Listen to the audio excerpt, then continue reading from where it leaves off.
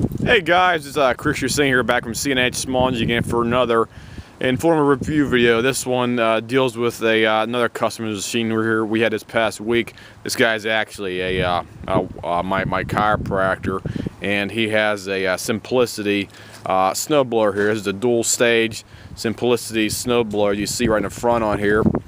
There's the brand name, and on the left side it has Snowaway. It's a Snowaway 5 with a 55 centimeter cutting path, it says on the side on there for that. And this is a dual stage, as I said before. It has self-propelled transmission on there as well too, and it also has a debris protector actually on the metal chute on there. Most of the machines have like plastic or some kind of we're going to call it fiberglass chute on these machines, but this one is made a bit better than the typical MTD or Sears out there. So it has a protector, so it's not going to be shooting any garbage out of the chute on there, like rocks or some kind of bricks or pieces of debris out there that might fly 15-20 feet and maybe break your windows or something like that. So they have an extra safety feature on there for that as well too. And this machine has a typical Snow King HSSK 50 Snow King engine on here as well too. And this is I believe a 2006 machine right here. It has provisions for a electric start on here, however it does not have the setup for it, I should say. It has the poles drilled and anything else like that, but it has a plate cover keeping it not from having the starter installed on her. So it will basically accept an electric starter, however it does not have it on her. It was an option for this specific model as well. And everything is these machines, people ask me like what they typically retail for and stuff like that. This one right here, I did some book work, and they typically retail for about, I think, about $1,000 out there, because Simplicity is usually a higher end machine as opposed to the typical MTD and Sears and stuff like that out there for that. So this is basically we'll call a mid to high range machine out there for that, and they're actually a step above the typical run-of-the-mill Sears and the MTDs, as I said before. So that's basically the majority about the specifics of the machine.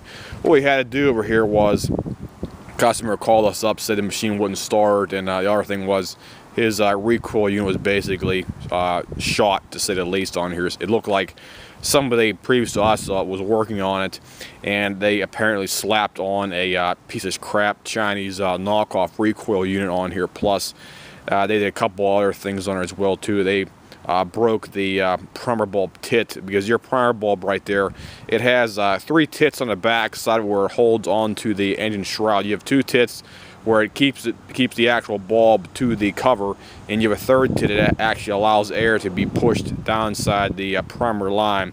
Well, the 3rd middle one was basically broke off halfway, and it was not allowing it to properly function. The other thing was somebody put a non-OEM piece of primer line. It basically looked like cheap Chinese fuel line on his machine, so we had to put a new primer line, new fuel line on here, and we had to put a new primer bulb on it as well too. Plus the carburetor was basically completely black inside. I don't like saying that, but it was like a dark brown black, because it was sitting for probably at least 2 or 3 years out there. And it looks like he did drain the car, or he did drain the gas tank out. Somebody did drain the gas tank out because it was bone dry in her. However, the carburetor itself was not drained out, and because of that, it was basically almost, I want to call it like completely black. It basically, I could stick my finger down inside the carburetor, and it looked like tar, almost like that, for the specifics on here. And we had to basically put a new bowl on there, new float in there as well too. The old float was the metal design, because most of the older ones came with a metal float from the factory, and the factory upgraded in later years and put plastic float as an upgraded alternative to the metal ones, because the metal one was originally in here was actually he had a couple nice big dings in here, and I put it in the carb soak, and basically after we left it for about an hour, we pulled it back out, and apparently the the float itself must have had some kind of holes in the actual casing on there, because most of those things are soldered together, and it looks like it had a very small split, and you can put it up to your ear and you can hear it rattling around. It's the actual solution rattling around in there, and you cannot have that because your float must have air in there, and it cannot have any solution or anything else in there. So it was basically getting waterlogged as a result right there for that. So you must always check your floats in these machines, because if you put a float back in there without checking it, all you gotta do is put up your ear and just shake it real fast, and as long as you don't hear any fluid or sloshing around in the float itself, it should be okay after you clean it out with some kind of a carb solution for that. And the other thing, I think it was the last thing on here, was I'm trying to think what it's called here now. The throttle control cable. Yeah, that's how I should say. Sorry about that. This cable right here. Whenever we first took it off the machine over here, I should say, when we first took it off here, it was bent right here. Right now, it had a bad angle on here, so it looked like whoever also worked on it before us did not. It looks like they might have been monkeying around or something like that, because sometimes people monkey around those things because they can't get the machine running properly, or the thing won't idle, or it's like running too fast, or it's running too slow. I've seen people try to bend the piss out of those things and hope they can, quote, fix their idling problems with the machines, and it does not work, to say the least. So that thing had to be replaced as well too, with a new new piece right there, because you do not want that thing to be not working at all, and it has to be nice and loose on here. I'll show you what I'm talking about. This thing should be nice and loose. You should be actually able to push it basically in and out. You can probably barely see it, but that's how it should be. It should be nice and loose right now. You do not want that thing tight, because if it's tight in there, it might be it'll be like running too fast, or it won't pick up right, or it'll be like lagging on the low end and stuff like that. It can cause all kinds of manners of symptoms right there. It won't pick up, or it won't idle down right, or something out there. It'll just be way too tight. It's critical. It must be straight on there. It cannot be any kinks, bends, or like any types of twists or anything wrong with that specific piece right there for that. So that's basically the bulk of everything that we had to do to the machine right there. And we always recommend just please don't make your Mickey Mouse your repairs out there. Take it to somebody who knows what they're doing. Don't, if you can't do it yourself, please don't abuse the machine and try to fix it yourself, because you may damage the machine further, or you can also cause other additional problems. It's going to cost you money in the long run for that. So just please do not Mickey Mouse it.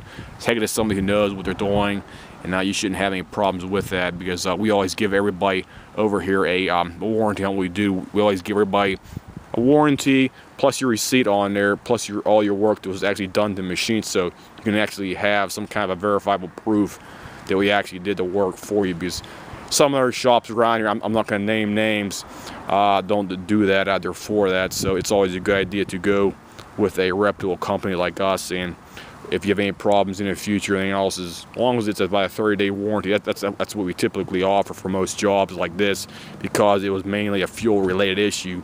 And the problem is with fuel is people can put bad gas, stale gas, it has like dirt and water and stuff like that in there, or they can leave the machine sit outside, or they can leave it sit in their garage for a year or 2 years and call us up and bitch and moan on the phone why the machine doesn't want to start, and want us basically to do the repairs for free again, when we clearly stated and marked on the receipt with the warranty policy we do not allow that to happen. So that's basically my review for this machine.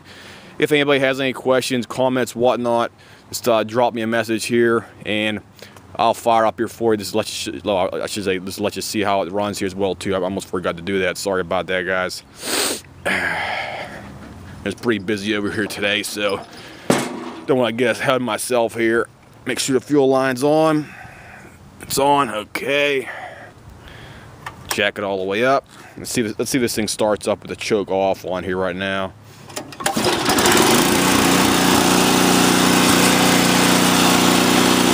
And there we go. Started up one pull. It's been sitting outside here for about a half an hour.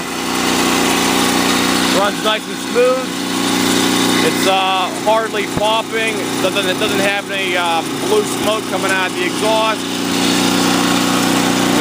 Let me put on low speed. And there's low speed right there.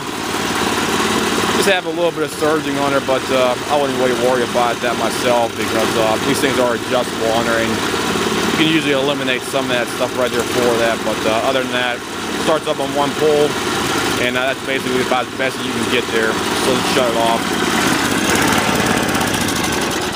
There we go. Okay, guys, that's all I can really show you there. So if anybody has any questions, comments, whatnot, just simply drop me a message on my page here, and I'll try to answer any questions you guys have about something like this. I'll see you guys. Have a nice day.